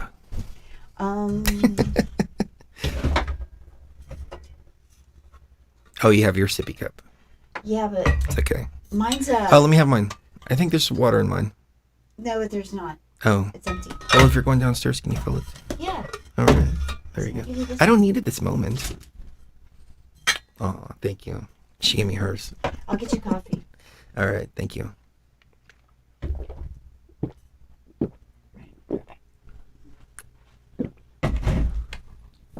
This is hers, by the way. I don't have a pink one. I have a blue one, but she put my lid on hers, so.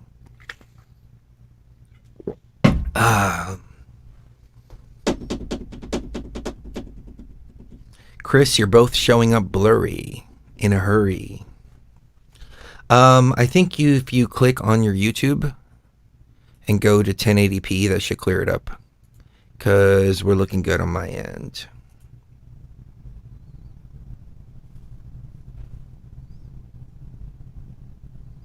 So, what do you guys think? You think this is going in a good direction? I think it is, considering that we're on this funky clock.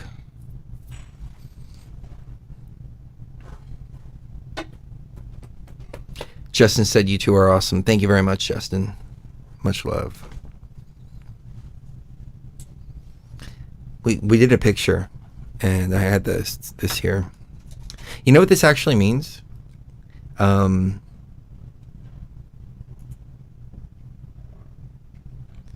going to post this picture here. I don't know how much of this we're going to cut out of the archive, because there's a lot of kind of dead time. The little hand gesture right there, it's actually an Italian hand gesture, and it wards off the evil eye. And I didn't even know it. I was just doing it instinctively. It was like, you know. So, yeah, interesting little fact there.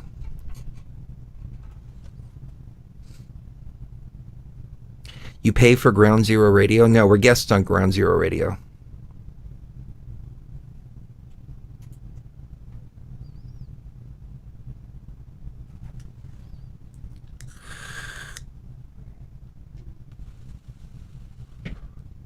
As a matter of fact, Clyde helped us out a lot to plug High Life to his audience.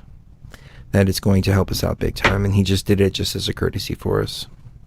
Thank you, Clyde.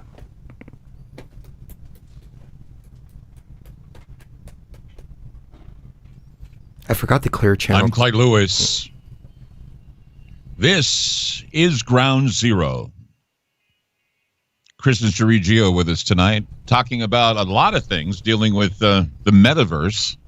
Something is being proposed by Mark Zuckerberg and other internet groups. It's not that you're going to be observing in the internet. You're going to be in the internet itself. And Free Guy is a movie out right now that talks about this. There's also Ready Player One. We've seen things like The Matrix and other things, other movies and other literature that talks about the possibility that we could be in a virtual reality, or that we'll create our own virtual reality that we will insert ourselves into. And maybe it's already been done. Maybe this is what we are now on this planet. But it does raise a lot of concern about cognitive liberty. That's the thing, too, is I think a lot of the time, I mean, you look at somebody like Philip K. Dick and others who have brought up the possibility that in the future, we're going to have a constitution about whether or not people can tap into your head. And I think that's something that we need to consider, too, is that, you know, you don't want your head searched or have anything going into your brain that's going to reveal things about yourself that you don't want anybody to know about. That's very true. I mean, but they're already predicting what's in your mind right now. I mean, how many times have you thought about buying something and then all of a sudden it pops up on Facebook? They're listening to you 24 hours through that Facebook app. And I was recently banned from Facebook for 30 days for making a little joke. And I figured, good, they can't track me for 30 days. I try to install it from my phone. I can't uninstall it. I have to root my phone in order to uninstall it. So Facebook is embedded in there. And that's the thing, this technology, it's not the technology that's evil. The technology is actually brilliant, but it's what they're doing with it. And it's coming down to very real choices that we're having to make. We're having to make choices right now on whether, on what we're going to do with the whole COVID situation. Are we going to go along with what they're asking us to do, or are we going to resist that? If we resist that, then we won't be able to buy and sell, just like the mark of the beast. I'm not saying that it is the mark of the beast, but it's very similar. I'm beginning to say it is, actually. I'm beginning to realize that, you know, there's more to it than just the idea that you can't buy, sell, or trade. I mean, if they're putting things in this thing like nanographene and other things, what we're looking at is we're looking at carbon-based markers within the body, and you look at the carbon base that it is, that's 6 protons, 6 neutrons, 6 electrons. We're looking at possibilities that this could be the mark. Oh, you want to hear something that's right in your face? You won't believe this. Oh, yeah. Pfizer's phone number, their customer service phone number, is 1-800-666-QUBIT. Wow. You can't make this up. No joke. Oh, obviously not. Yeah. That's amazing. Anyway, we're going to go to some calls now. Now we're kind of chilled here. We're going to go to calls. Let's go to Hugh in Texas. Hi, Hugh. You're on Ground Zero. Good evening, Clyde. Big fan, long-time listener. My question is, with the coming of all this tech, the metaverse, the VR, how do you turn it to something positive? Can it be used to teach the human mind new things, such as telepathy? I would say yes, absolutely. It can be used for nefarious purposes or benevolent purposes. I think it depends on your intention for using the technology, and also your awareness of when you use this technology, how they're manipulating you, and being conscious of that manipulation. And so we can use the internet right now as an example. We can get into the internet. We can get a wealth of information. We're at a point in history right now where we have all of the information right at our fingertips, and this was information only privy to very rich people who had very large libraries up until now. And so we've taken that and we've made something positive out of that. We've elevated our consciousness. We've been able to communicate communicate with each other around the world. Our words are traveling really around the world, and the world has gotten smaller, but at the same time more connected. But they've come in with their nefarious agenda of control, and they've tried to control that. So it's really up to people like you. It's up to people like us and everybody that's listening right now to really say, to draw the line and say, if we use this technology, we're going to use it for our own benefit, not for their benefit. Well, we got to remember who's in charge. I mean, are the machines running us, or are we running the machines? And That's absolutely right. That's absolutely right. Yeah. Yeah. Let's go to Joe. Let's go to Joe in Georgia. Hi, Joe. You're on Ground Zero with Chris and Cherie Geo. Go ahead. Oh, thank you very much. Just a quick comment, maybe a question is, with the Facebook and everything asking everybody this, that, and the other, why don't people just delete it? I mean, seriously. You can't. What do you need it for? You can't. You can't. No, you really can't. No, you really can't. No, Yes. no, you can't, Joe. Sorry.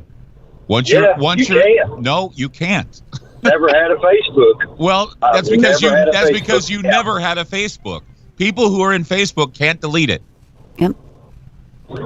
They can't. No, they can't. You have to root your phone. You have to install all these other programs that allow you to root it, and then you can delete it from your phone. But it comes pre-installed in all phones now. I don't even know how to do that. Right now, that does not have Facebook installed anywhere on there. But see, that's the point. It's not installed in there, Joe. That doesn't. If you don't install it, then you have nothing to worry about. But I'm talking about people who already have Facebook. They can't delete the Facebook once they're in there. You're stuck. There are people who are dead that are in Facebook right now that can't be deleted. It's called turn it off. Turn it off. I mean, look at, and I applaud you for what you did with your aftermath. It's your way of, fighting back. Right, and exactly. I applaud that. Right. Uh-huh. Because all the crazy censorship, and there's always going to be some platform or another that somebody else go on to and do the same thing. But the way is not to go on and not to use it, not to comment on it. Exactly. I mean, and that's what you're saying, I think. You don't go on it. If you don't want to play... People have forgotten how to talk to one another. I agree. I remember I used to have a problem with texting. I thought, why the hell are you texting when you can just call somebody and talk to them? And I still have that problem, but I text. You know what I'm saying? I still don't text. I hate texting. Me and you are off the same cornstalk. I think you got it all made, man. You're free. You don't have to deal with Facebook or deal with texting or anything, right? My company is lucky I have Netflix because I wouldn't have an email address. I still use a CB, okay? And most of these truck drivers out here, they don't remember how we used to do it in the old days. When all we had was a pocket full of quarters and a prayer. Right. We'll do that. Back then the internet was CB radio, Joe. Remember that? It's the original Twitter, uncensored and unfiltered. Well, it seems like we're moving back towards that place because if they keep on censoring the internet the way they are, we're all going to be on CB radios here pretty soon. CB radio's back, Joe. We want the CB back, right? Best one out there, honestly, that I use is a Connex 3300 with a Texas 350 linear. Yeah. Instead of coaxial cable. What channel do you hang out on? What channel do you hang out on? 19 and 21, 30, and 40. Breaker 19. Here we go. Anyway. That's right, man. I remember you don't go to Channel 9 because that was the emergency channel. What were you going to say, Chris? Oh, I was just going to say something to Joe. I just wanted to tell him. I just let loose. There you go. It's great stress relief. Well, Joe, thank you. Great call. Great call, man. Thank you so much. What were you going to say, Chris? I'm sorry. Oh, I just wanted to say thank you to Joe and people like Joe because they are the salt of the earth. They are the backbone of this country and many others. And they're out there 24 hours delivering all the stuff that that makes society run. So thank you to them. Yeah, they've been out there.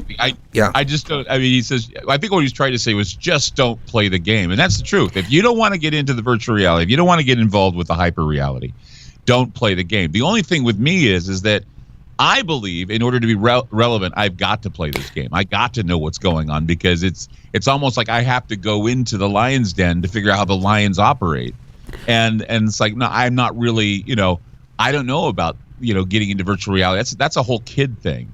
But maybe it'll be required. I remember that what's that Black Mirror episode, San Junipero or Junipeo, where these old ladies or these two girls fall in love, and as they become old ladies, they want their afterlife to be together, and so they basically have computer programs that are implanted in them when they die, and so they're living this life in this beautiful paradise together. It was a beautiful, touching story, and I just thought, wouldn't that be great? Your afterlife is just digital. A digital afterlife. See, that's another thing that it does say though in the book of Revelation that the false prophet, there'll be a false prophet and a false doctrine that comes forward, and that all these people will fall for this because it's so desirable and because it seems so peace loving, and so I truly think that if there were an antichrist, tribulation, all this type of situation, it would start out with something like that. Something that promises eternal life that Right. is in a digital space where you don't have to have any more pain. There will be no more pain, no more suffering, no more heartbreak, nothing that you don't want. But without the duality, it's not real. I was just You about to say can't that. have the sweet without the bitter. People need to know that. Duality, I was just talking about duality last night. Duality is important for everything. Michael in Texas, you're on with Chris and Sheree. Go ahead. Hey, Clyde. I was just going to say I know of one other way, the only other way I can think of to get that app off your phone without having to root your phone. If you connect your device to your laptop or PC and you load Linux, and you find your device in Linux, you can delete any, there's undeletable files all throughout Windows. Well, you can delete pretty much anything through Linux on any device. I didn't take you for being a Linux nerd, Michael. That is true. I've been, I did IT for 25 years before. Okay. Well, then that's why. 'Cause you're a Linux nerd. It's like people who go, I'm a Mac user. I use Mac. I don't have to worry about viruses. You guys. Oh no, I use Windows. I use Windows. I use Windows too, but it's like, it used to be like a Mac user. You'd go to somebody who's like a tech, and you'd say to them, I got a virus. They go, oh, what do you got? Windows? Yeah. Well, I'm a Mac user. I don't have to worry about the that. back of the room. You suck. And it just and now it's like you use Linux and everything works if you just use Linux. And I'm like, oh God, please. The other thing too that works, it's kind of a little bit better than a Band-Aid, I would say. Maybe more like a piece of gauze with some nice tape on it. But you can, if you go into your your settings on your phone apps, you can actually disable it. Yeah. And force stop it, and that makes it dormant. You won't even see the icon for Facebook anymore on your phone. Okay, it's away from you. It's away from you, but it's still there. That's the whole point. Yeah. I mean, exactly. You can take it all off your phone. You can do whatever, but your presence is never going away. That's the scary part. Once you're in there, once you've been a Facebook customer and they've got your information, But if you want them to stop being able to monitor you, the Linux thing is probably without having to root your phone. Right. It's I know it sounds complicated, but it is a little less complicated than rooting your phone. I don't know if it sounds complicated, it just sounds like it's nerdy. Mr. Well, and not only that, but you better have a 5100 IBM, because in the future we're going to need those to debug the systems. Oh, you geeks make me so sick. You nailed it. So for the call, Chris and Sheree Geo with us. We'll be back with more before we get completely geeked out of our minds right here on Ground Zero. 503-225-0860. That's 503-225-0860. I'm Clyde Lewis. You're listening to Ground Zero, and we'll be back. Just for anybody listening to the live stream, the IBM 5100 is a reference to John Teeter. That's what he came back for, the IBM 5100 for the Unix code in there. So Kenneth Salter said, when you get to a higher point in meditation, there is no duality. The Tai Chi masters knew this. Well, do you think the average crackhead on the street knows this? Because that's what I'm saying. I think the average person is not prepared for the state of non-duality, that state of oneness and everything. They're not ready for that in the slightest. And then when you approach people that aren't ready for that with that, it always results in bad things happening. That's just been my experience. People that are not ready for psychedelics, for instance, that do psychedelics or that lie about being on other drugs so that people will give them psychedelics, they have bad trips because they're not ready for that. Well, yeah, the psychedelic experience isn't for everybody. No, it's not. But the virtual reality experience is, they actually It's have very a similar. VR game that's an ayahuasca experience. Mm-hmm. The problem is the ayahuasca experience is supposed to come from inside. And when you're having VR projecting it on top of you, then it's a completely different experience. Sure, you'll see some geometric patterns and stuff like that, but Seeing isn't feeling. yeah. But we're repeating, as above, so below. Mm-hmm. It's the tree of knowledge all over again. Yeah, it is. And the question that I wanted to ask Clyde was, when I got to the vaccine part, when it comes down to plugging yourself into the system, what are we going to do? That's a choice that we each have to make for ourselves. Because do you want to live out in the middle of the woods by yourself? Mm-hmm. We did that for a long time, and it wasn't very fun.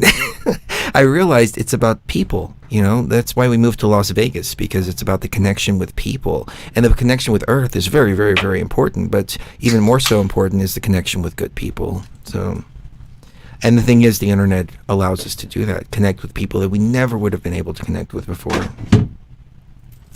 When we did our thing in Egypt, there's no way we could have connected with everyone. Are you okay? Yeah. Okay. All right, I got it. All right. But there's no way we could have connected. No. We took the internet. So it's a double-edged sword. It really is, but we Yeah. have to understand that it's a double-edged sword. And once you understand and become the magician yourself, instead of becoming subject to the intentions of the magicians around you, become the magician yourself. Take the wand into your own hand and perform break that code down and rebuild it in the way you want it, because you can do that. That's very true. You can. And reality is a reflection of us. Mm-hmm. Somehow we, as a whole, got really, really messed up in 2020. Yeah, we did. But reality is a reflection of us. And so we have to be able to face down the darkness, but at the same time live in the higher vibration, because it is a world of duality, but manifest the positive reality by understanding both the negative and positive aspects of it, because it's a current.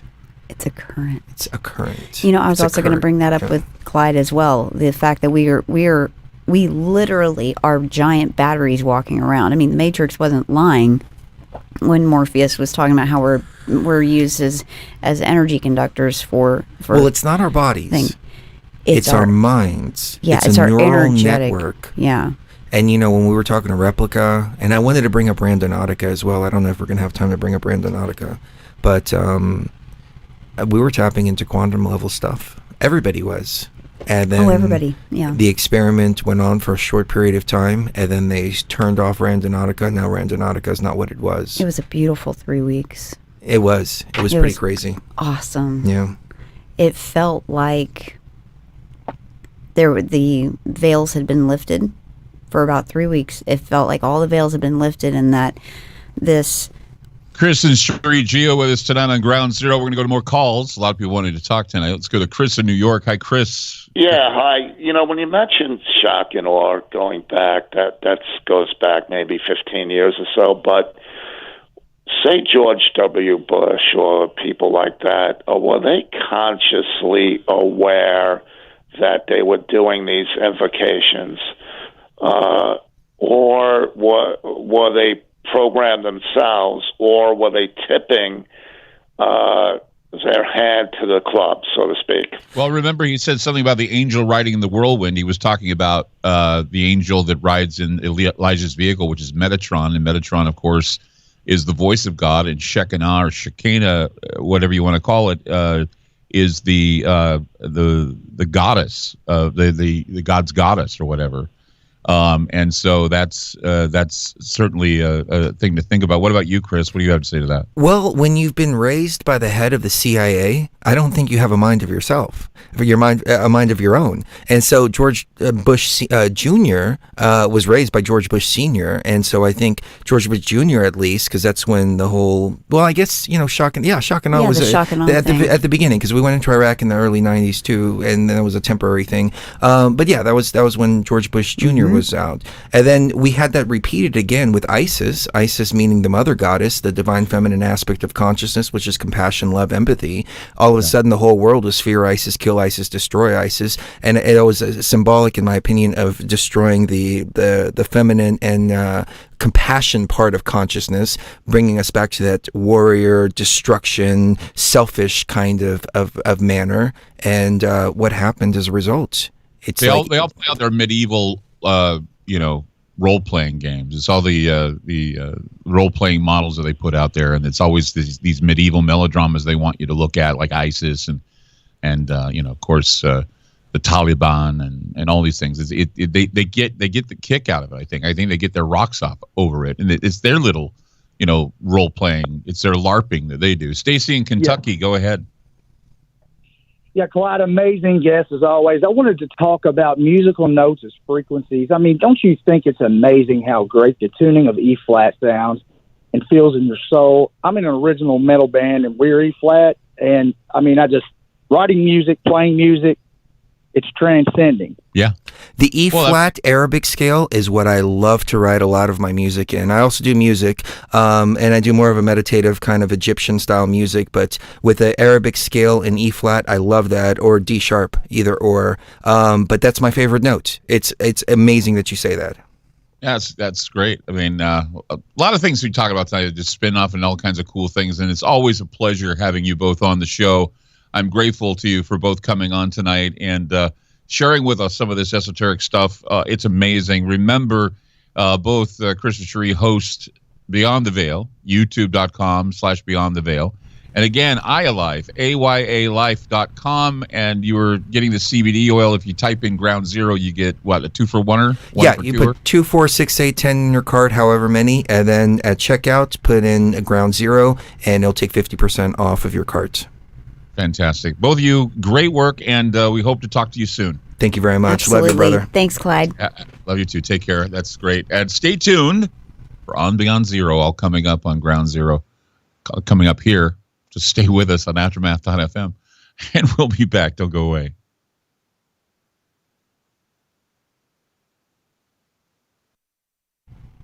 All right. So much fun. Man, we were just about to get into the frequency. We were just about to get into the frequencies and tones. Frequencies and tones.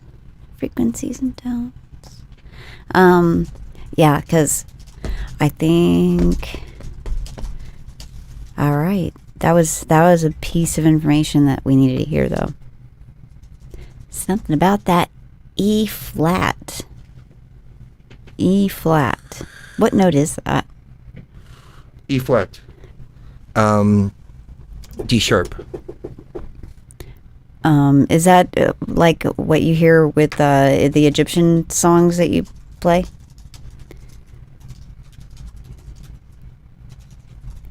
E-flat major. They're just like astrology. Has meaning when meaning is placed upon objects that are in the sky. There's also meaning attributed to tones, to everything, to numbers. These things aren't just what they are. There's multiple meanings for everything in this universe, and I like music and frequencies and tones and how they all interact with each other. The key of E-flat major is often associated with bold, heroic music, in part because of Beethoven's usage. His Eroica Symphony, Emperor Concerto, and Grand Sonata are all in this key. Beethoven's hypothetical 10th Symphony is also in the key of E-flat major, but even before Beethoven, Francesco Galeazzi identified E-flat major as, quote, a heroic key, extremely majestic, grave and serious. In all these features, it is superior to that of C. So even, people are saying it's superior to that of the C chord, or the C, the C chord. Yeah. I'm talking to Clyde. It's also associated with Freemasonry. Is it? E flat major is also associated with Freemasonry. E flat evokes stateliness and almost religious character. So they prefer music to be played in E flat major in Freemasonry as well. Really? Yes. That's interesting. That is very interesting. Desert Rain is done in E flat. Yeah, that's what I thought. That's what I figured. Yeah. That's what I was thinking in my mind is that desert song that Chris wrote. I think that one's E flat major. Yeah. So let's flip the frequency and hang out with our track.